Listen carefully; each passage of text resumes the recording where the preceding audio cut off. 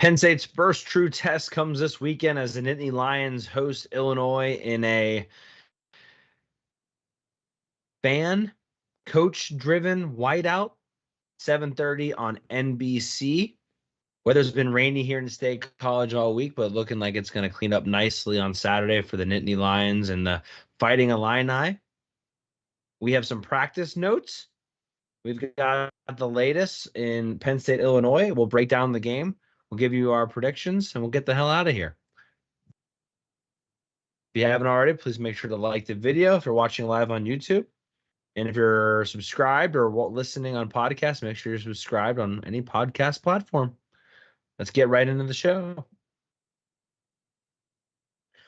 Welcome into Hardcore Penn State Football. I'm Cory Lestochi. With me, as always, the great Shawn Kane. How are you doing today, Shawn? Not too bad, Cory. Wednesday, just another Wednesday. Rainy here in Scranton as well. Very rainy. I honestly have had no problem with it. It's been very cozy this week. I made potato soup yesterday. Made some chuck roast steak sandwiches today. Just kind of getting in that fall mood a little bit. Been eating pretty good in the house lately. Yeah. The future missus, made this thing called Marry Me Chicken today. Oh, it was very nice. good. It was like very good. Chicken with the. Oh, you've had it? Oh yeah. Yeah. We had it for our rehearsal dinner actually. Okay. That's cute. The Marry Me Chicken with rehearsal dinner. I like it. It is very good. It's very, very good. Yep. Yeah. Sun-dried tomatoes, just top notch. I don't know if I've had it with sun-dried tomatoes now that I think about it. Yep, it's very good with that. I love sun-dried tomatoes. Maddie does not as much. There you go.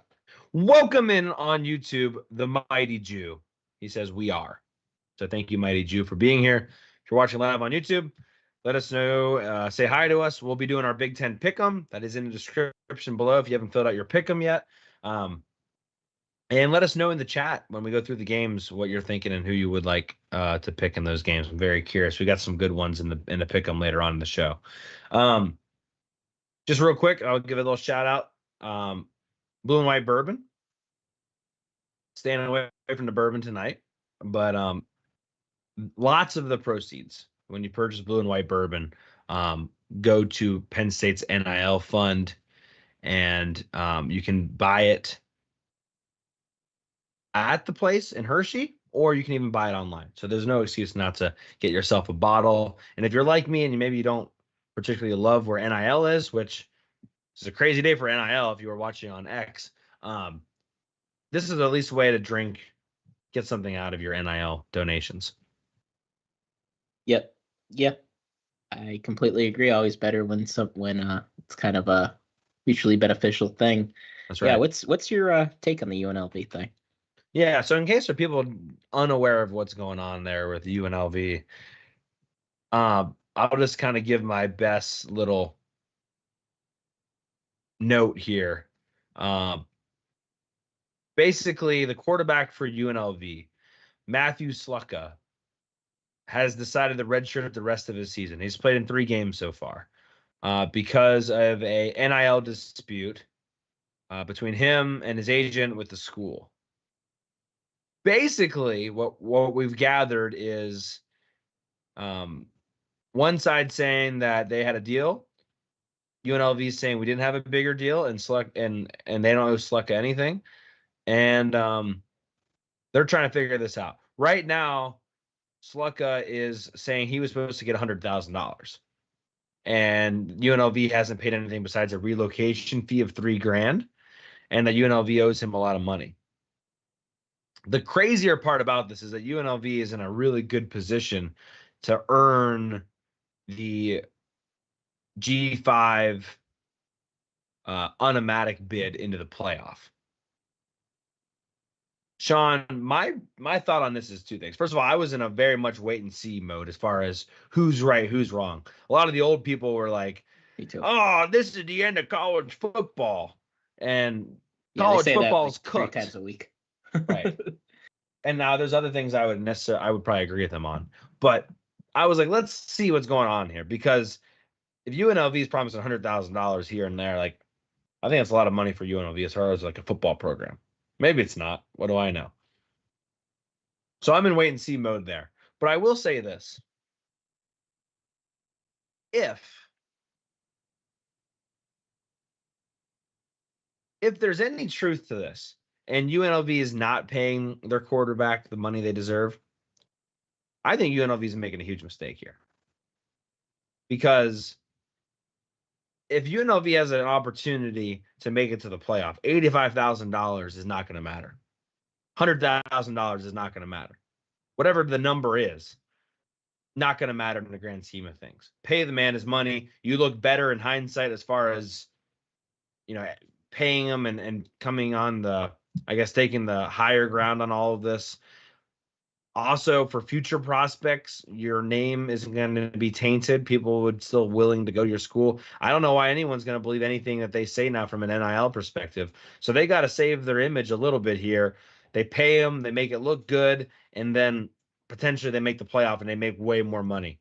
But if they don't have their starting quarterback, and I saw their second string running back is also now redshirted, I don't see how they would make the playoff without their starting quarterback. And I'm not a UNLV fan. But that's just my 2 cents on it. I think from a investment perspective, on a return on investment, I would be paying them. And if UNLV is not doing it, as I see some people in the comments are saying, as far as there was no contract, that's legally they might be fine with it. But this isn't in my opinion, a legal issue because it is an image issue. And UNLV might be right in this situation. But long term, is that the right investment? I would say no. Yeah, from what I've seen as well, doesn't look like there's anything in writing, and there kind of in lies the problem. And that's kind of the problem with all this NIL stuff is, first off, there's no real rules, there's no real guidelines, and there's nothing to enforce any rules. And keep in mind, there's certainly no contracts between the player and the school.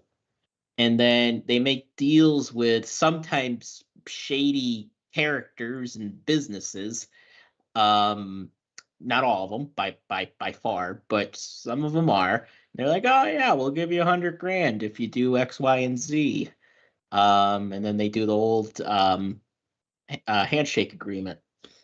But that seems to be what happened here, and it just underscores the need for real rules and real guidelines.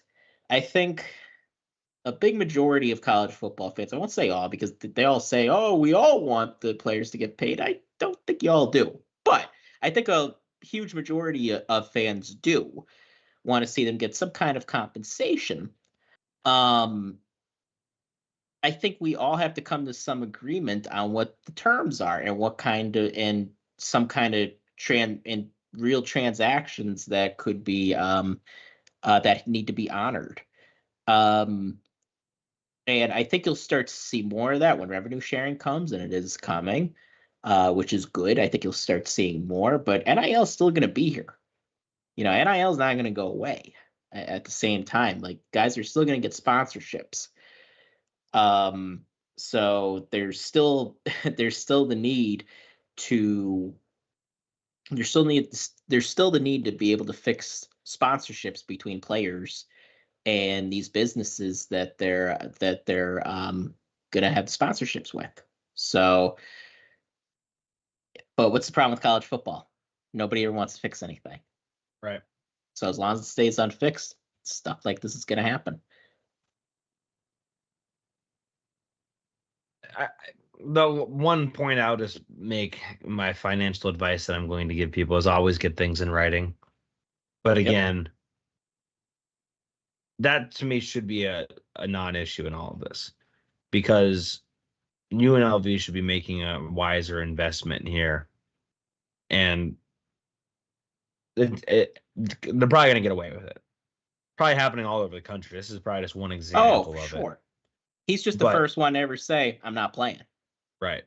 And so the rest of them usually wait till the end of the season, then go in portal. Exactly. So That needs to be said. But I think it's silly from a UNLV perspective. Yep. Let's turn our attention over to practice notes. Dom DeLuca, without bearing the lead here too much, Dom DeLuca did not practice today. At one point was on the sideline without his helmet in the game against Kent State. And James Franklin said afterward that if Dom DeLuca can't go, which seems like it's officially in the bumps and bruises category, if Dom DeLuca cannot go, you would see a lot more Anthony Specca potentially even being greenlit, which means playing more than 4 games, burning the red shirt. Thoughts on that, Shawn? Yeah, did he say he's greenlit to play more than 4 or just greenlit for this week? I forget what the exact quote was. I don't exactly remember, but I don't know why he would say greenlit and not yellow light, because I thought yellow light was more of a regardless, right? You may see even if he plays, he might not play. One Italian goes out, another one comes back. That's right. That's right. That's a Pennsylvania way. Anthony Specca led the team in tackles. We said that on Monday's show. So that makes me feel better. But my thing is, I don't know if Anthony Specca can play Sam. So Shawn, we were talking about this right before the show started. What exactly are we doing here? Are we bumping Tamir Robinson out? Are we moving Abdul Carter back? I guess I don't understand how Anthony Specca playing more helps Dom DeLuca injury. Well, I mean, and something we speculated on, can Specca play the Sam? And I don't know what his speed is. To be fair to Anthony Specca, we haven't seen a whole lot of him at Penn State. I mean, we saw him on Saturday. He played quite a bit, but it was mop-up duty. So, and it was certainly not a Big Ten caliber team that they were playing. So I think it's a possibility. We also talked about, do we get flexible with somebody like Kobe Kane and maybe put Tyler Elsdon at the mic periodically? Obviously, our base is a 4-2-5. I think you're going to see more 4-3 this week just because of the opponent that Penn State is playing. And I think Burt, knowing that Penn State is a little thin at linebacker, he is a creative guy. He's probably going to try to run the ball. So we'll see how that goes. And then there's also Dakari Nelson. Now Dakari Nelson just got moved to Sam 2 months ago. So are we comfortable with him playing big minutes at Sam when he doesn't even have that much, when he doesn't have much playing experience at all, and he just started learning the Sam position at the college level? These are all fair questions. And then there's the Abdul Carter piece of this. Could we do something with Abdul Carter? Could he start playing?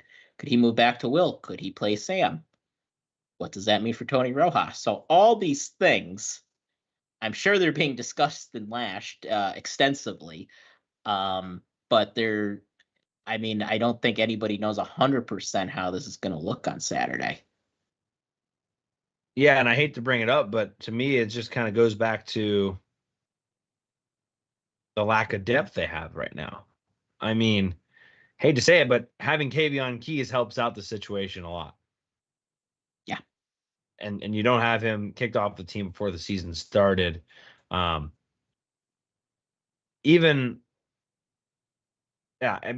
said this before the season started. You couldn't afford to have injuries at linebacker because of the lack of depth. And now you lose, I wouldn't say your 2 most reliable players in your back 7 from a tackling perspective, but losing Dom DeLuca and KJ Winson hurts. There's no doubt about it. As far from a reliability perspective, hurts tremendously. And so I'll be curious to see what they decide to do. But to your point, I think good old Burt Bielema is going to be all over this. I would be spreading them out more, actually, and seeing if that Sam linebacker can play in space. I would have done it even if Dom DeLuca was there, honestly. To your point, is it Dakari Nelson stepping up? Is it going to be maybe a Tamir Robinson back, bumping out? Is it going to be Kobe King bumping out? Is it going to be Abdul Carter moving back? Do you move Tony Rojas to Sam and Carter to Will? I don't know. I'm not sure what to expect. Um, the two offensive tackles that you're going up against in Illinois are pretty good. So it kind of feel like you want to have Abdul Carter at defensive end if you can, but also you start got to think about the opportunity cost of this is economics. I mean, Abdul Carter at linebacker, how much do you lose putting him at linebacker and Amin Vanover starting versus not moving Abdul Carter and having to play a Anthony Specka more or a Tamir Yep. Robinson more or a Dakari Nelson more? In my opinion, the gap there is better for Carter to be at linebacker, from what I understand. I tend to agree with you that it makes the most sense in my mind to move Abdul Carter just because I believe in having as many of your best players on the field as possible. And even when DeLuca was happy, I think they're happy. I'm sure he's a very happy guy. He's from NEPA. But even when DeLuca was healthy, there was a good argument for Abdul Carter to stay at line or to go to linebacker, stay at linebacker, however you want to put it. But then moves to edge, and you do wonder how much he wanted to be the one playing edge versus Penn State wanting him to move to edge. That's the other thing. That's a good point, Shawn. Like maybe moving Carter to linebacker isn't even negotiable. That's very true. I remember, yeah, like players have more power, and I think in general it's a good thing. Players have more power than ever today. Because Abdul Carter in the offseason could just go, all right, well, if you're not putting me at edge, I'm going to go to X school and play edge because I will definitely start there and play well. And these are the types of things that coaches have to factor in now. So it may be sort of non-negotiable, and we don't know that. I'm not saying I know anything about that because I don't. But I just got the vibe that this was something that Abdul Carter had wanted to do, to move to edge. Now, maybe he'll be willing based on wanting to win and all of that. Maybe he'll be willing to play some linebacker. I don't know if it would be a hard no for him. But really, when you look at what we have here, it's probably our best option from a football perspective. Let us know on YouTube what your thoughts are on this one. How would you like Penn State to handle the situation if Dom DeLuca can't go? Do you want to see Dakari Nelson there? Do you want to see Abdul Carter move to Will and Tony Rojas go to Sam, or vice versa? Do you want to see Kobe King? Maybe you put Kobe King in and Tamir Robinson at the same time. And I hate to say it, Shawn, but you know who probably knows the positions at Sam is also Tyler Elsdon. He does. And this is where it benefits you having a guy like Tyler Elsdon because he has played so much football. And yeah, I mean, he's played a lot. He's been in a lot of He's been in a lot of big games. Now we know his struggles with. I've been to a lot of games too, sitting in the stands, and I feel like I did just as much as he did. Oh, come on, let's be kind. And he's had some decent moments this year. Yeah, he has. And again, do I really want this season to hinge on Tyler Elsdon playing a position that he really doesn't play? Not really. I mean, that's not really where I want to be. But it's going to be something that they probably think about. I think they're thinking about a lot of different things, though.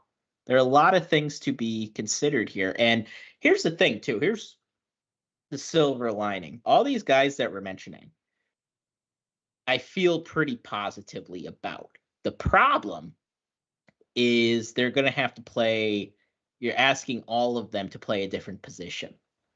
Like, I remember early in 2022 when we were first doing a show together, before Abdul Carter was starting,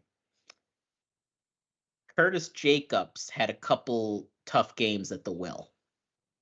And then it kind of worked out that we could just move him to the Sam where he's more comfortable, put Abdul Carter in. So what I'm saying is there are differences at these linebacker spots.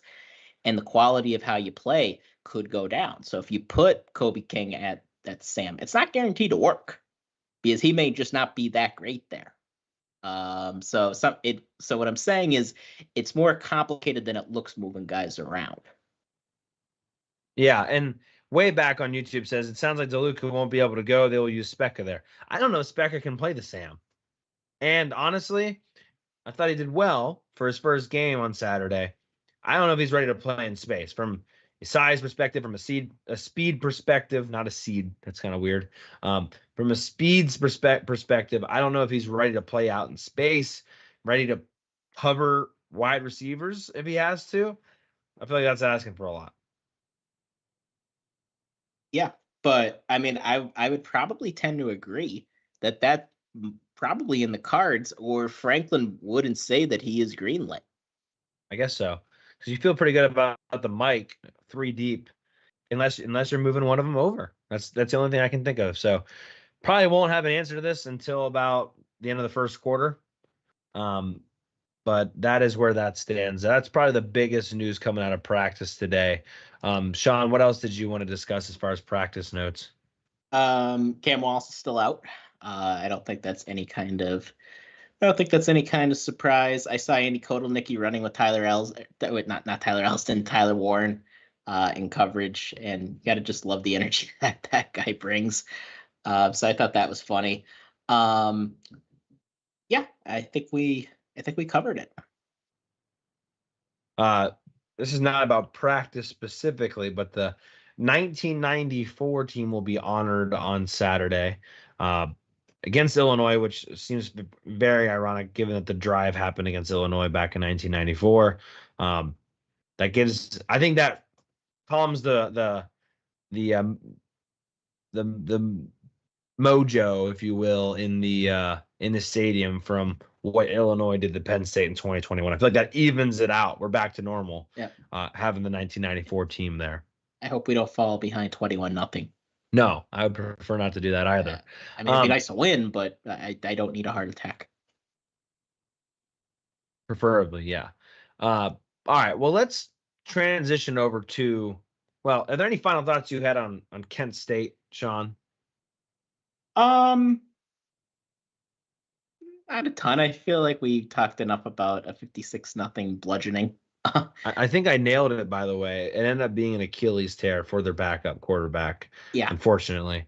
Yeah, God, they're in such a tough spot. I don't know how good Eastern Michigan is, but Eastern Michigan was only a 14.5-point favorite against Kent State. But the farm.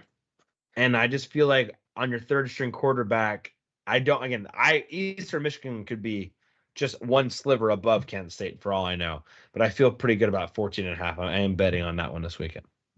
Yeah, you could bet the farm on that. I did want to mention one thing. I think I forgot to mention at the pod. It's the first time I ever heard something in Beaver Stadium. So Penn State was up like 42-0 at this point, and it's just clearly lopsided. Player from Kent State, they ran, quarterback rolled out, guy was open, it was a decent pass, guy dropped the ball. It was the first time that I ever heard the fans go, "Aw," for the opposing team. They were getting sympathy, oohs and ahs from the Beaver Stadium faithful, and I was just like, wow, that's how tough this is right now for them. That they are getting sympathy. Are you sure no one didn't just spill a beer behind you? Yeah, maybe that's what it was. But I heard it from like multiple places in the stands, and I was like, God, that is something I have never heard before here. Yeah, that is pretty different. Kent on YouTube asks, so the headlines are starting. Are we a one-year wonder for Andy Kotelnicki? Is he out as head coach next year with all the success he's had with us in previous goals? Well, I'm going to just slow everybody down for a second on that one, Kent. Let's see how he does against Illinois. Yes, he can beat up on Kent State and West Virginia, who West Virginia's defense is proving not to be very good either. Let's see how he does against Illinois. Let's see how he does against USC. Let's see how he does against Ohio State. But potentially, to answer the question. Yeah, it could definitely happen. I saw that tweet today too, and I was just like, oh my God. I don't need this right now.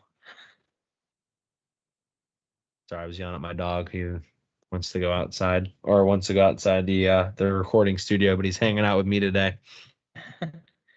All right, let's talk Illinois. I tweeted this last night on the Twitter account. Shawn, I not trying to put some bad thoughts and bad vibes out there, but I'm gonna just preface this entire preview by saying I think Penn State's the better team. And in a way, I'm getting 2021 Iowa vibes from this game. And now, before someone goes, it's not even a road game, I'm not talking about the location. Okay, the location is obviously it's in Beaver Stadium. It's at night. Got it. I'm not an idiot. I know where the game is being played. It's obviously not being played in Iowa City. My point I'm trying to get across here is I think Penn State's the better team. However, or if I was, I guess, Hugh Freeze, I would probably say something like, we would beat them 9 times out of 9 if we played them 9 times, or whatever he said. Which, by the way, I don't know if you saw Arkansas clapped back about. Did you see the Arkansas said something back saying, they posted a video of their interception and saying that their corner would intercept it 9 times out of 9. That was beautiful. Anyway, what I'm trying to say here is I think Penn State's a better team, would probably win most of the time against this Illinois squad. But why I'm getting these 2021 Iowa vibes to a certain extent is, look, Illinois right now is 3rd in the country in takeaways. They are just all over the ball. I think they're tied for first interceptions. They're actually doing a very good job of holding on to the football. That is something that wasn't necessarily true of that 2021 Iowa, but I think just makes it even harder. Luke Altmaier, their quarterback, hasn't thrown an interception yet. Their defense is total yards right now 16th. I think Iowa in 2021 was like 23 when it's all said and done. So good defense, not amazingly great. Don't have extreme athletes all over the field, but they're going to make you drive down the field and score. You might get a lot of yards, but are you going to be able to get in the end zone? Thankfully, Penn State has a pretty good red zone touchdown percentage right now. I think it's in the 80%. But the point being, you're going to have to still earn it against Illinois, and you're not going to. They have found a way so far to get teams to give them the game. To a certain extent, Kansas gave them the game against Illinois. To a certain extent, Nebraska gave the game to Illinois. They missed a field goal. They had a couple bad turnovers. They threw a pick in the end zone. Things that, like, in the stat sheet, as far as like total yards go, Nebraska should have probably won the game. In the stat sheet against Iowa in 2021, Penn State probably should have won the game. So all I'm trying to get at with all of this is, to preface the preview, is I very much see a path where Penn State has a ton of yardage, kind of like what they did against Kent State, but maybe doesn't win or score as many points as you think they would, because Illinois is getting some takeaways. And if you give this Luke Altmaier an opportunity, and a lot of people are going to say he had 4 picks against us last year, he's doing a lot better this year. He's a completely different quarterback this year. Good wide receivers. We'll get into all that in a second.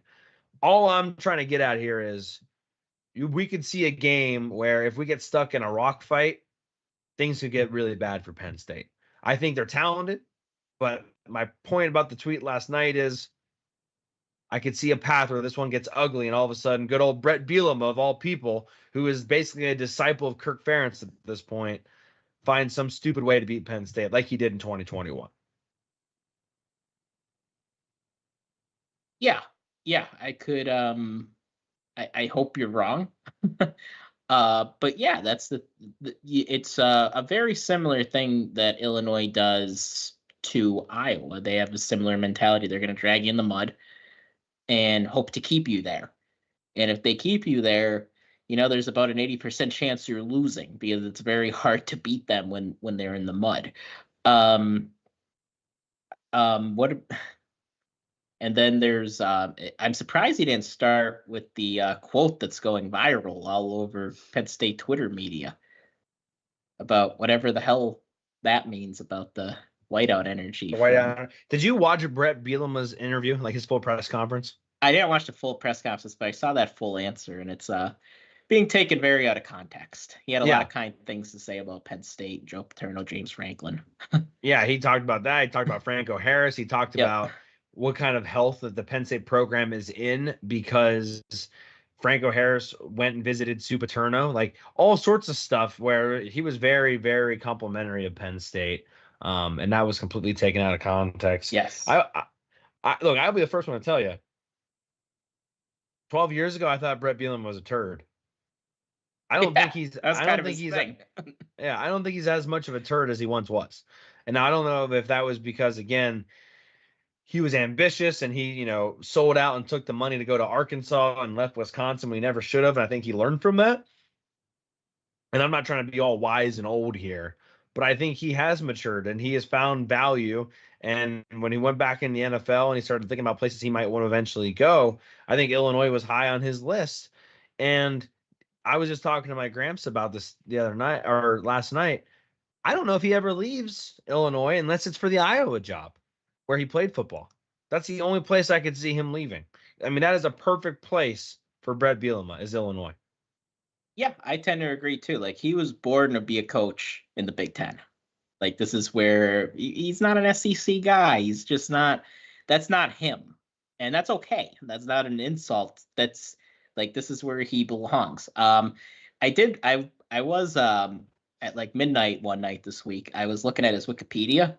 Funny little story here. When he from his playing days, Iowa had just beaten Iowa State. And he goes up to the coach of Iowa State for the post-game handshake as a senior. And he says, and I quote, "You're a big prick. It's been a pleasure kicking your ass the last 5 years." So that's kind of the Brett Bielema we all thought we knew. Right. But, absolutely, he has been more likable this time at Illinois. And I think that's cool. So, and he's a hell of a coach, and he's going to have them prepared. He's also known to be creative himself and to be willing to pull out all the stops. And I think you're going to see that on Saturday. This is not a team that's going to be intimidated by the whiteout energy or the unofficial whiteout. It's not. They're going to come to play. And I agree with Cory. Like when you look at both these teams and you look at how they've played this year, Penn State is the better team. We have better athletes. We have a lot more speed than they do. I think that's probably going to tell the story in this game is how could Penn State utilize their speed advantage.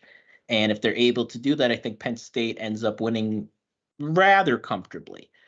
But it's about doing something that, let me put it this way. Last year's team, I'd be very worried about this game because I didn't trust them to put our guys in the best spot. Especially offensively. On offense, yes. Defense would be fine.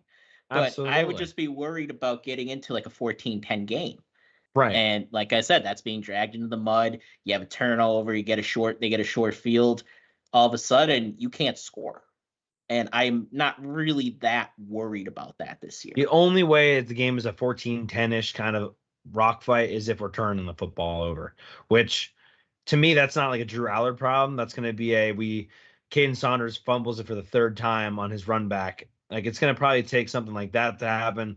I could see like a fumble if like Bo Biela fumbles it. Like I think there's an avenue where like Drew Allard doesn't give the game away. Maybe Illinois is very opportunistic as far as their the defensive players. Maybe they do get one interception. Maybe even at the very most two, which I think is pretty unlikely. But can they pick up a fumble somewhere else? Can they pick up another fumble on special teams or a block? Something like that. That to me is how it would happen. I don't think it's going to be just because Penn State goes 3 and out the entire game. Shawn, do me a favor and just move your camera down just a smidgen. Yeah, down. You're like you're quicksanding on me a little bit. Hold on, let me try to fix my seat here. But anyway. Yeah, way back on YouTube says, I've been saying that same thing. I have so much more faith in this year's offense. It's crazy how much better the offense is. I agree. I mean, I'm not saying the offense is ready to, beat Ohio State or anything like that. But we can at least now expect, I think, and tell me if I'm wrong, Shawn, I think we can at least now expect the offense to do what it needs to against the opponents that it's clearly better than. Are we to that point yet? I think so. Because when you look at where we were, I mean, they struggled scoring points against Northwestern and Illinois. And Illinois, the one thing that they don't have this year, thankfully, is Johnny Newton and Keith Randolph. They're both in the NFL now. But yeah, I think it's reasonable to expect them to be able to put up points against teams that they should. I mean, jury's out on how they'll do against the bigger and better teams, but against teams like this, yeah, I think they'll be able to. I'm not saying we're going to dominate the game or anything, but I do think they'll be able to more than hold their own. Absolutely. Well, let's look at this a little bit more closely. Let's talk about the Illinois offense. So I mentioned Luke Altmaier again. 10 touchdowns, no interceptions. Or again, originally transferred from Ole Miss, had a terrible game against Penn State last year. 862 yards this year. Solid QBR. I mean, he's doing some good things. I will say that, and I think I mentioned this. I teased this a little bit on last week's or Monday's episode. There were times in the Nebraska game where they did hit him one time from behind and he fumbled it. But there were multiple other moments where he did not sense the pressure from his blind side, and he was able to get the ball away a smidgen before he was sacked. I am nervous for Illinois as far as a pocket awareness. I don't think he's great at it. He also wasn't necessarily awful in that Illinois game until they started getting a lot of pressure on him. So I'm very curious, under the lights, if Penn State's able to get pressure on Luke Altmaier, does he fold? I think that to me is one of the recipes where this gets out of hand early, is if Altmaier under pressure resorts back to last year. Yeah, because I mean, a lot has been said about Penn State and the defenses that we've played, and I mean, they have not played a murderer's row of defenses. That is true. But neither has Illinois. I think Nebraska has a pretty good defense. I think that and like you said, they were able to rattle him a tad. But something that I do fear with this Illinois offense is they were able to move the ball pretty well last week in a hostile environment. Lincoln's a crazy place to play. It seems like an awesome place to go and watch a game, but a real pain in the ass trying to win a game there. Penn State's only played there weirdly a couple times since they've been in the Big Ten. We actually lost twice. We lost both those games. So Penn State's only played Nebraska once with fans since once with fans, yes. Yeah. Yeah, they played the COVID year, and that was when we were on our COVID skid. I still can't believe Franklin's only game against Scott Frosty lost, but we did. But yeah, they were not intimidated by that crowd. And I'm not expecting them to be against Penn State at the Beeve. Now, the problem they have is Penn State's a lot better than Nebraska. Nebraska, we talked about it on the pod here. I think they're a year away. Next year, I do think they're going to contend for the Big Ten. I just don't think this is the team to do it. They're just a little young, and it kind of reared its ugly head late against Illinois when Raiola, who played well the whole game, really until that last drive, the offensive line let him down a bit, and he just took some bad sacks and made some bad plays. And credit to Illinois for making them. They made those. Not very Mahomes-like. No, it looked like Jackson in the last and that overtime. But that's going to happen. He's a true freshman. He looked like a true freshman in overtime and kind of wilted a little bit, but he's going to be fine. I think he's worth the hype. I think he's the real deal. It's a little weird, the Mahomes thing, but I think he's good. Luke Altmaier, just to give you an idea, Shawn, last year, 13 touchdowns, 10 interceptions. This year, 10 touchdowns, no interceptions already. So he's 3 touchdowns away from his total of last year already. So even if the opponents weren't very good, he's clearly taken a step in the right direction. He does have some wiggle ability. He's not, I would say he's kind of like Drew Aller in the sense of he's not going to just take off and run all the time, but he does have the ability to get himself out of danger. I don't think he's going to be able to run away from Penn State's defensive line necessarily, but if you go and just play straight up cover 1, cover 0, and you forget about him, he does have the ability to take off and pick up a first down. Yeah, he's quick. And he's like you said, the biggest difference to me from last year to this year with Altmaier is turnovers and not having any turnovers yet. And that was really what did Illinois in last season, because they were in the game until they started turning the ball over constantly. And when you do that against a better team, you're not going to be in the games too long. And I'm not really expecting that on Saturday. And look, Penn State didn't create a turnover against the worst team in the country. And it's not really red flaggy yet, because they showed against Bowling Green that they're able to make turn you over when they have to. It's something I want to see, though, because it's never really a good thing to lose the turnover battle. It's one of the things that Franklin brings up every press conference: winning the explosive play battle, winning the turnover battle. And typically when you lose the turnover battle, it doesn't bode well for you. And so I think a key to this game is forcing Altmaier into being uncomfortable, because I just don't think he's been too uncomfortable so far this year. Yeah, I would agree with that. Both of their offensive tackles technically have not given up a sack yet this year. That is, I think I wrote down their names here somewhere: Melvin Presley and J.C. Davis. Kent says key for the game will be stopping the run. Trust the back end of the defense, but stopping the run will be the key. Yeah, I think that's the point. Make Luke Altmaier beat you. Now, they're not Illinois of old where they're going to run the rock completely. They do have a handful of running backs that are going to participate. Caden Fagan is kind of their go-to guy now. He's got the most carries. He's got almost twice as many as everybody else. 4.5 yards per carry, 3 touchdowns. They also have a couple other guys, Aiden Lowry, Khalil Valentine, and Josh McCray, all over 18 carries this year. Josh McCray kind of has forgotten about a smidgen, but McCray was at Penn State and had over 100 yards in the 2021 game. So he's been there for a while. He's a veteran, and he runs really hard. Caden Fagan's a big back. He's going to be the guy who pounds you inside and tries to wear you out. That's going to be a good test for the linebackers and the interior of Penn State's defense. That is probably more Brett Bielema style, but they do have the ability to spread you out a little bit. Pat Bryant and Zachary Franklin, I like both of these guys. They're both tall wide receivers. They got some height on them.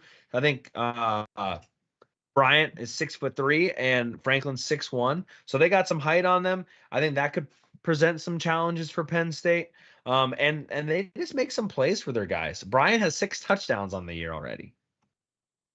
Yeah, like you said, playmakers, experience too. Those are 2 seniors, and that's one of the things that, like I said, keeping your cool at a whiteout environment, or whatever you want to call it, is so vital.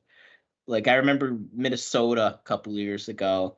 The guy that's at Rutgers now, can't pronounce his name. He just looked rattled. And I think when you have as many seniors as they have, and there, like you said, there are guys on this team that were on that 2021 team that went to Penn State and won. And there's going to be a lot of belief there. And and playmakers. This is a lot more balanced of an Illinois team than we've seen since Bielema was there. I think that's the one thing that stood out to me watching that whole Nebraska game, is just the balance. So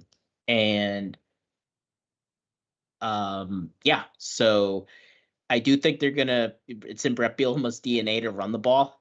I think they are gonna attack that Sam spot as much as they could. And try to keep us out of using the lion too much, because that's still where the defense is at its best, because we don't need to play the Sam then, and we could have the 3 safeties on the field. They're going to try to make it so we can't really be in that, or where it's very risky to be in that. Good thing for us, I know we're all worried about the Sam spot. We have good defensive tackles. We have experienced defensive tackles, so I do think we'll be able to match up pretty well there. That's a good segue, Shawn, because Tyler Huffman on YouTube asks, do you think our defensive line poses a bigger test to Illinois offensive line than Nebraska did? Yes. I would say yes, right? I mean, feel pretty good about that. I don't know if anybody on Nebraska's team has a deny Dennis Sutton. I don't even know if anybody on Nebraska has a Zane Durant, or even a Devon J. Thomas. Yeah, So Nebraska has a pretty good defensive line. I'll give them that, but I don't think they're quite as good as ours. I think Zane Durant's playing some of the best football of anybody right now. You got to feel really good about where Zane Durant's at going into this game. Yeah. And not to mention that Kazai Izar, Hakeem Beamans. I mean, there's just a lot of guys to feel good about at defensive tackle and edge. So even though I want more from the edge guys than I've seen this year, we know what they're capable of. And the defensive tackles have just been so steady for Penn State. And there's a lot of experience. I mean, like I said, we're all worried about Sam spot, but you have to help. You have to help make up for deficiencies where you have them, and I think we do have the guys to do that. All right, well, let's flip it over to the other side. Before we talk offense, I guess specifically, I will just quickly mention place kicking. David Olano is their place kicker. He's 7 for 8 on the year. His only miss was from 50 plus. Perfect on extra points. That should not be a problem for him. Not necessarily worried about Illinois in that regard. Let's talk about Illinois' defense and how Penn State matches up there. I think we talked a decent amount about Drew Aller already. Got to feel pretty good about where Drew's at. I think Penn State's like 7th in the country in EPA on offense, so expected play average. They're doing really well there. They're like top 3 or 5 in passing efficiency right now. So they're doing a great job of throwing the football. They're doing above average and running the football. The offense is clicking right now, and they're doing it in a lot of different ways. Illinois' defense, especially on the back half, has some pretty good guys. Xavier Scott, 3 interceptions on the year. They play a lot of man coverage, Shawn. And if I have one concern on this defense, it's the man coverage. Where we've seen, and here's where it's interesting, because where we've seen Penn State's wide receivers struggle is obviously against man coverage and getting open. However, depending on what Illinois does and how they play it, if they don't spy Drew Aller, this could be one of those random games where Drew Aller is over 75 yards rushing, depending on how they play that. So very curious how Penn State wide receivers match up and how well they do against it. That also means if you're going to play a lot of man coverage, there's going to be opportunities for Nick Singleton to break a larger run because those DBs aren't paying attention as much to the running game. So curious to see how Illinois plays it, but also curious. This could turn into an opportunity for Penn State to have a lot of success on the ground game, even though Illinois giving up more yards through the air than on the ground. Yeah, I remember back season preview, I said this is going to be a run-heavy team. This is where you're going to start to see it. And not that Drew can't throw the ball. I mean, obviously, he's gotten a lot better. But the DNA of this team is going to be running the ball. And it's 4 games like this. You're playing against a team that's leading the country in interceptions. Okay. Where could you make up for that? Well, with Nick Singleton, because they do not have an athlete like Nick Singleton. And I think you're going to see a lot of outside zone. You're going to see a lot of pin and pull with him. They've loved doing that so far this year, getting him to the outside. And I think when you have a guy who has 3 interceptions on the year, like an Xavier Scott, I mean, I would imagine he's going to be with Harrison Wallace quite a bit. And when he's not with him, he's going to be with Omari Evans. So knowing that your guy's not necessarily taken away, but Drew's probably not going to be crazy about throwing at him. Just with when you have a reputation like that, when you're averaging an interception a game, it's probably a wise decision to stay away from him. Yeah, you're going to see a lot of Nick Singleton. And I think that's how we're going to counteract this pesky defense that they have. Yeah, and that's the thing. Like their pass defense isn't amazing. They're 50th in the country right now, but it's the interceptions, right? That's why I kind of get Yep. back to that rock fight idea. Like you might be able to move the ball down the field, but then you have an interception. Okay, that doesn't matter. Illinois will take that all day. So that's to me an interesting part of this. And again, the running on top of that. They do have some good linebackers. Gabe Jacas is one guy I wanted to mention. Two of their guys have two sacks on the year, but Jacas also has four TFLs. Are they going to be able to get Penn State? See, I guess what I'm fearing is a situation where Illinois is able to get some TFLs, able to get some stops early, and then they play man coverage on third down in an obvious passing situation. To me, Penn State's got to find ways to stay out of that. Which the good news is Penn State's doing very, very good on first and second down. Which I believe there's a Bill Walsh stat out there. Basically, Bill Walsh had this mindset where third down conversions, while they are an important stat, they are not critical stat to be great at, because Bill Walsh's mind, it was always more important to be doing better on first and second down than necessarily getting away. And in a way, third down, you have some luck that goes your way or doesn't go your way. But first and second down, because the sample size is literally twice as much, that is a better indication of how good your offense is. And so if you're able to have success on first and second down, third down is going to take care of itself more times than not. You don't have to rely on luck as much. And Penn State, from the Bill Walsh stat, whatever they is officially called, is a really good team on first and second down. Did better on third down against Kent State, but to me, it is vital, especially against a team that loves man coverage, that they're able to be in a good spot after first and second down, whether that's with a new chain or that's third and short, where then Illinois can't necessarily just play cover one, cover zero, and not worry about the running attack. So that to me is a huge part of this game. Yeah, West Coast offense. Doing, being good on first and second down, yeah, it takes care of it. Look at Michigan last year. That's how they won the Natty. So yeah, staying ahead of the chains, and as much as we don't want to be in a rock fight with Illinois doesn't really want to be chasing us. Illinois doesn't want to be in a game. I think if you're them, you're thinking, well, if we let them get above 24, we're dead. So that's kind of where they're at. So the positive thing for Penn State has been, we've been so explosive, and we have so many explosive athletes. And this is where, again, I'm going to keep going back to this. We got to use the speed, and the speed is what's going to make the difference. It's going to be what makes the difference in this one if we're going to be successful.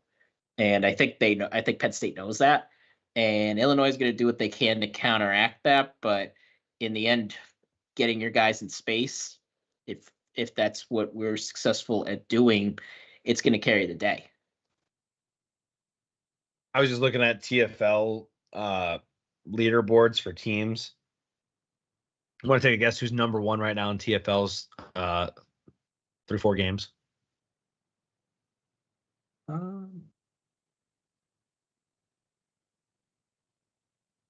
Buckeyes? Nope. Duke. No way. Oh, Manny. Manny being Manny. Averaging, our guy, man.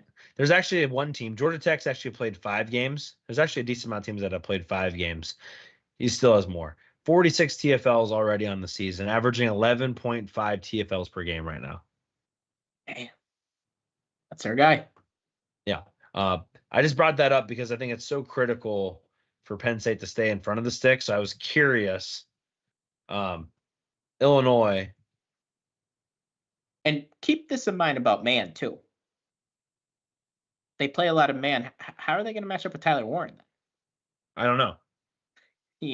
That's where it becomes dicey for them being in man coverage. Perhaps, but I think they're okay with that, right? Like if they had to throw the ball to Tyler Warren 6 times on a drive to score a touchdown and man coverage, like they'll take that, right? Because like Tyler Warren, like they'd be willing to sacrifice that if Penn State has to, throw for 8 yards here, throw for 12 yards here, for 14 here, 6 for here.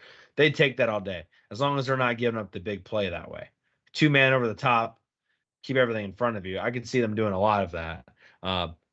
What I was trying to get at there was Illinois is 80th in the country in TFLs right now. They've got 19 on the year.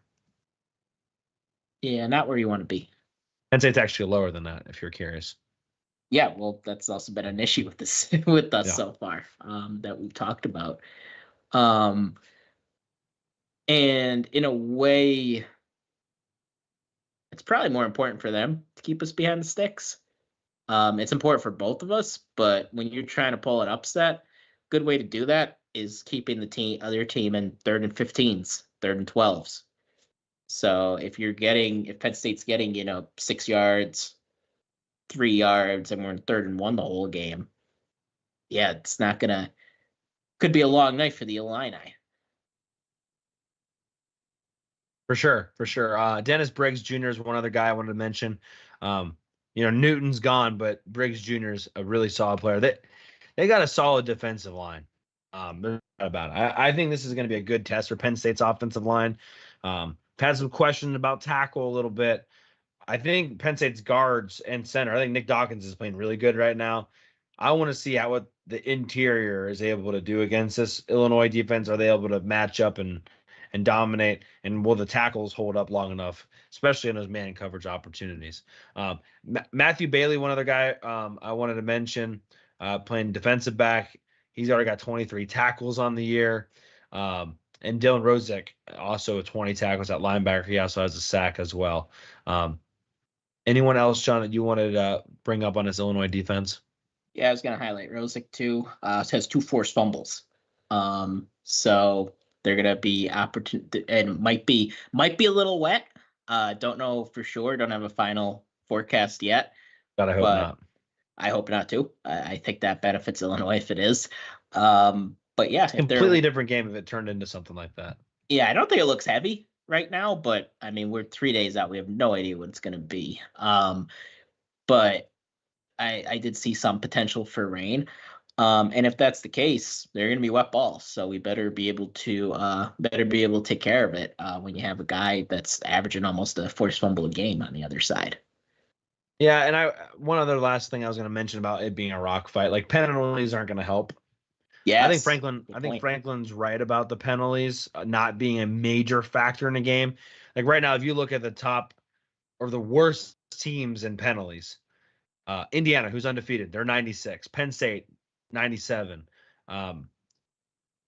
Miami, Florida, 104th. Alabama, 109th. Georgia, 120th. Thought there's someone else. Maybe that was Ole Miss, 131st. So a lot of these really good teams at the very bottom, as far as penalties that they've committed to this point in this season. So I'm not saying it's not a problem, but I'm saying I don't think it drastically changes the game. But if you find yourself in those rock fight moments, giving Luke Altmaier a 1st and 5 instead of a 1st and 10, or a 2nd and 5 instead of a 2nd and 10 makes a huge difference. And in Penn State's case, at least, I obviously haven't watched every penalty for every other team. A lot of Penn State's should be things easy to clean up. Like if we line up in the neutral zone one more time, I'm going to throw something. Shouldn't happen the rest of the season. Yeah, I'm going to be watching the game at a wedding, and my fiance might kill me if we line up in the neutral zone again, because I'm just going to let out a huge scream because I'm so sick of seeing us line up in the neutral zone. And it seems to be like, I don't know why Abdul Carter can't figure out where to line up yet. But yeah. And it hasn't just been him, but he has been the main culprit. He has been. At that point, I'd rather he just be offsides and go sack the quarterback. Anyway, Ken says we have a lethal tight end duo, deep threat receiver, and enough to protect on the line. He says, give me Penn State by 17. Will says, late on this, but Abdul Carter was an average linebacker who would often get lost in the passing game. His best attribute was rushing the quarterback, although he did have an interception against Luke Altmaier last year. Anyway, to lose him on the line is irreplaceable, frankly irresponsible. So he's saying, no, Abdul Carter has to stay at defensive end. Then Tyler Huffman says, as far as the weather, showing 80% during the day, 40% at night right now on AccuWeather. Okay. There you go. I didn't realize that. I thought it was supposed to be sunny on Saturday. Oh, no, I checked the weather today. Shit.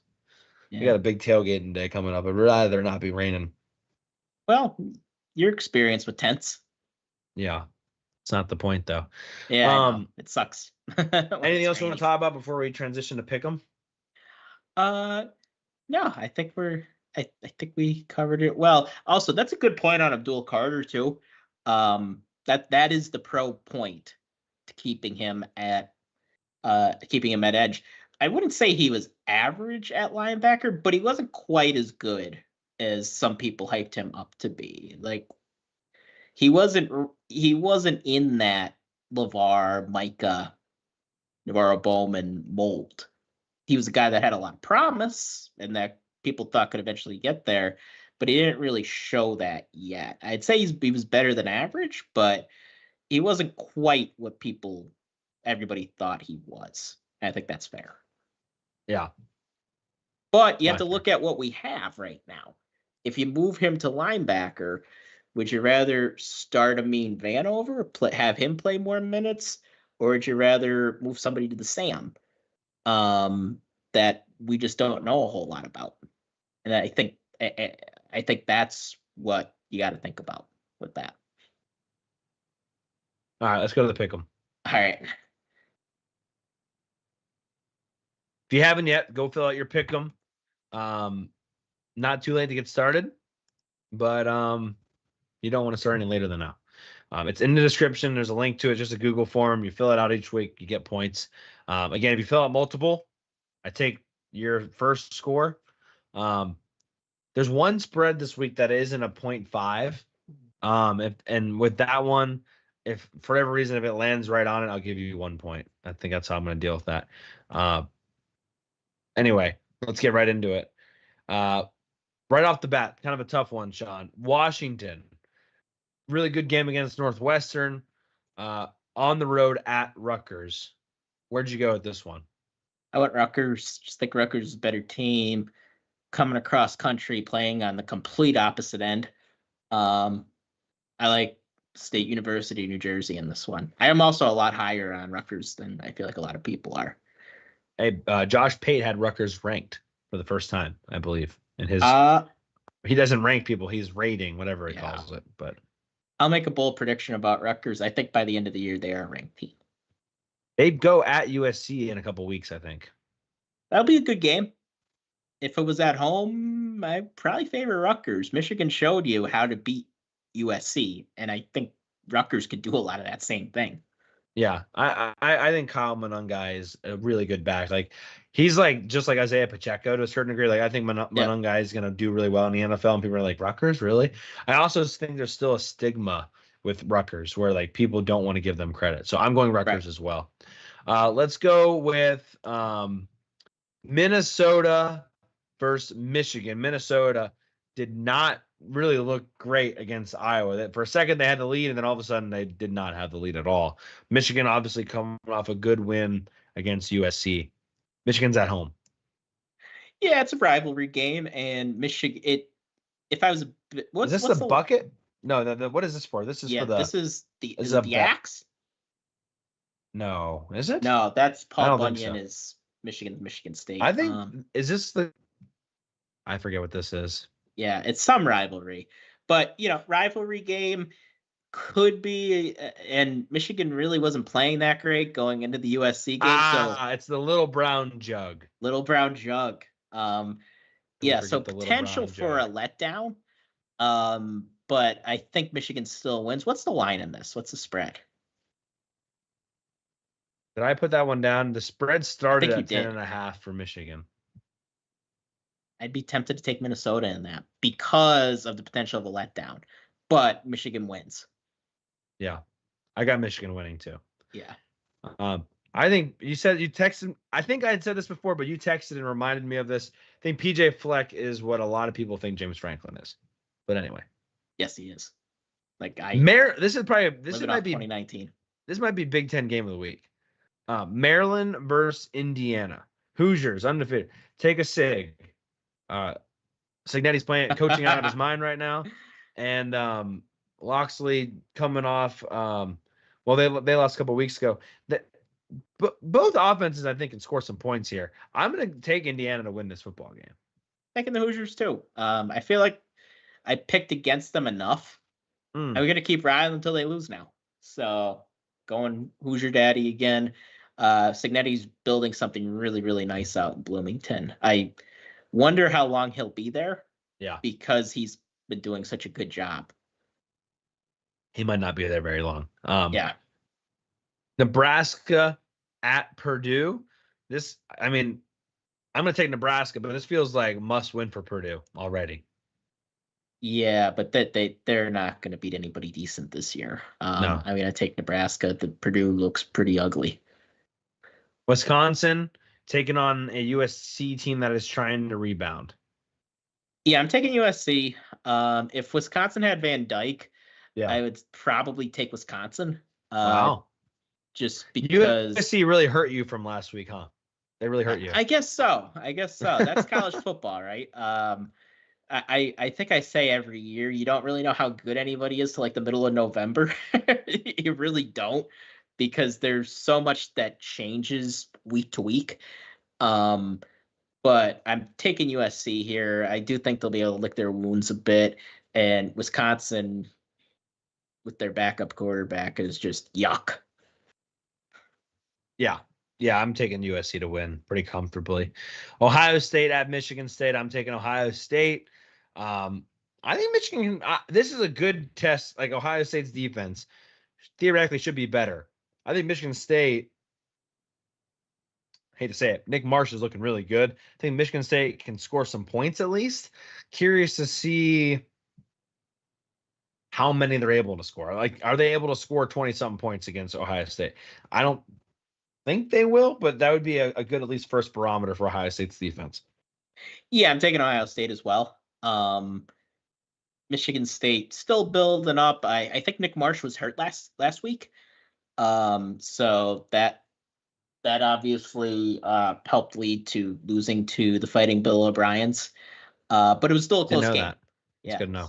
Yeah, still a close game. But yeah, I'm taking the Buckeyes. Buckeyes might be the best team in the country. So Oregon, UCLA.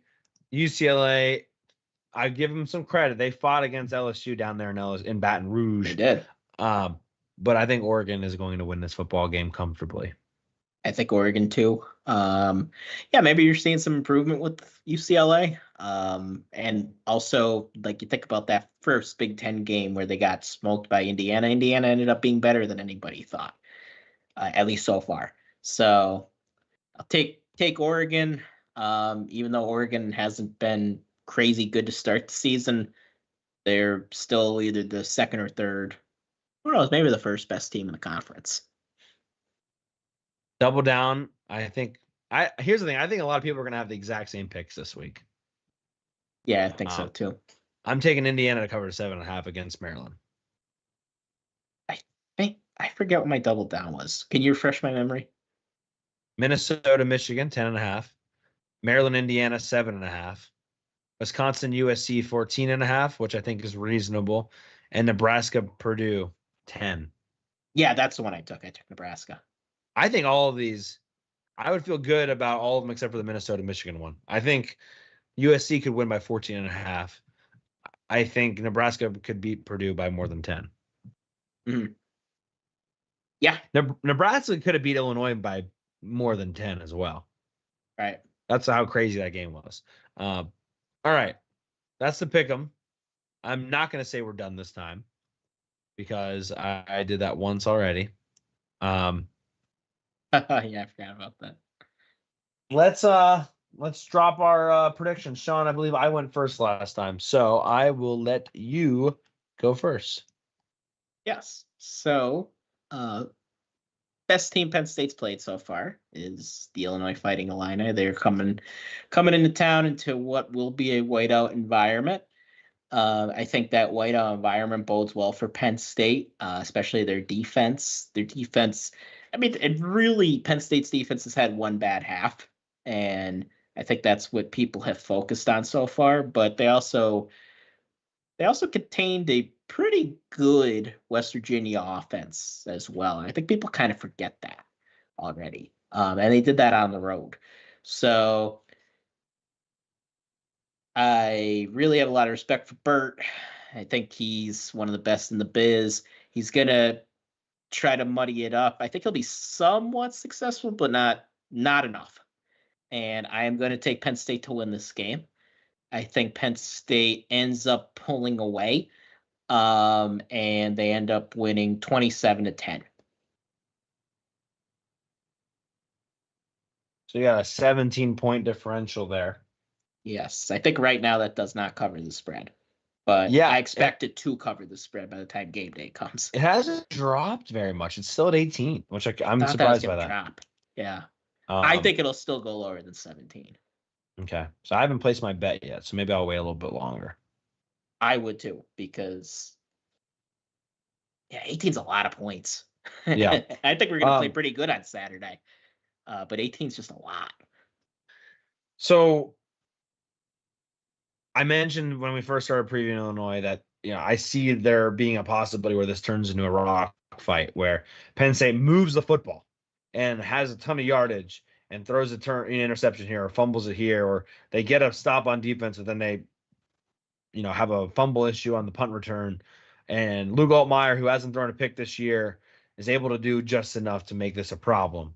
They've got a bunch of running backs with experience. They got some bruisers. They got some speedsters. And they do have weapons on the outside that I think could threaten a Penn State secondary that really hasn't been tested. And when they were tested, Bowling Green had some success. So I think there's an avenue at which this game could get really scary really fast, especially now that the weather could be involved, which I wasn't aware of at the beginning. So I hate to say it, but I think there's an opportunity where this game is a rock fight. That being said, I don't see that happening. I have winning 38-17. Penn State wins 21-point differential. I think the offense scores enough, fast enough, where Luke Altmaier gets uncomfortable, and Penn State's able to comfortably skate by this one and showing that they are for real. I think Penn State, from a talent perspective, is 21 points better than Illinois. We'll see if they are able to execute enough to make that a reality. All right, I'll take it. And bold predictions. Yeah, I'll say Nick Singleton goes over 125 yards. This is a Nick Singleton game. Is that how, Shawn? We're gonna have to address your bold predictions here again. What do you mean? It's 125 yards bold. Yeah, 125 rushing yards is really good against a good defense. Okay, I disagree with your boldness, but that's fine. I'm going to say Drew Aller has 4 touchdown passes. That is bold. You've been to Buffalo Wild Wings, right? Yeah. You know how they have terrible service. It depends on where you go. You know how they have that heat scale? No. Hold on. I can't let you go on this one for a second. No. First of all, no. All Buffalo Wild Wings have terrible service. I have literally been to a Buffalo Wild Wings in Texas. I've been to one in Alaska. I've been to one in Florida. I've been to one in Pennsylvania. Buffalo Wild Wings service is terrible wherever you go. It is one of the worst restaurants that America has to offer. Their wings aren't bad. Don't get me wrong. Their wings aren't bad, but they're not exceptional. And I would only go there on happy hour situations. But their service is so terrible that it's not worth even going there. You can't even crush a bunch of beers there because the server will never come back and get you a second beer. It's a terrible establishment. It was a really good place circa 2015. It has gone completely downhill, and I would not ever recommend going to a Buffalo Wild Wings. I'd rather sit at home and use my air fryer instead. Terrible place, but I see where you're going with the whole spicy hot range on the bold thing. I think that's relevant and important to say, but Buffalo Wild Wings stinks. You sound like a Facebook commenter. Yeah, that one really frustrates me. I hate Buffalo Wild Wings. Unless they want to sponsor the show, but otherwise, and then I will Jason Kelsey at the sports bar. I will sell my soul for that if that happens. Yeah, I never really noticed bad service there, but I also haven't been to as many as you have. But yeah, like I said, bold the scale. They have I don't even know what the top one is, but all right, I will concede mine is a little bit lower on that scale than Cory's. Okay. Way back on YouTube says, I think Illinois starts the game offensively, trying to do exactly what Bowling Green did. I think that's a good point, and it's potential to see if they can pass a run, basically. And Tyler Huffman comes back and says Abdul Carter with 2 sacks, 1 being a strip sack, is his bold prediction. Let's do it. The defensive line always feeds really well off that crowd. That's true. In a game like this, they always do every year. Again, shout out to Hidden Still Spirits. Their blue and white bourbon. Go out there and purchase a bottle or 2 of that bourbon. Lots of proceeds. High percentage of the proceeds go to Penn State's Nittany.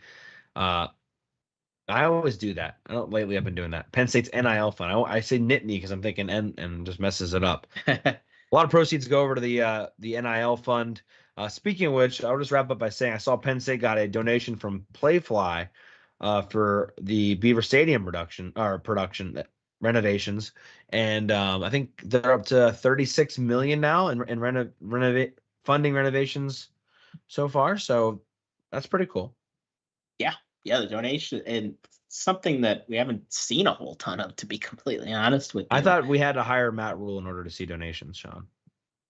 Yep, it's going to open up all the money spouts from the Joe Bots. I got to get out of here because I have I don't know if I'm having some sort of stroke at the moment, but I'm not able to say words all of a sudden. I'm just flabbergasted. And I didn't even hit the blue and white bourbon tonight. Yeah, maybe you need it to balance yourself out. I think that's when you have a problem. I think it's called something when that's the case. Yeah, that's right. I think that's when we have an issue with Cory. We have to have talk with them. But that's right. No, I think it's just been flapping my lips too much here for a little bit. So, Shawn, any final thoughts before we get out of here? No, should be a good game Saturday. Have fun, Cory. Yeah, I will. The tailgate's probably going to be awesome.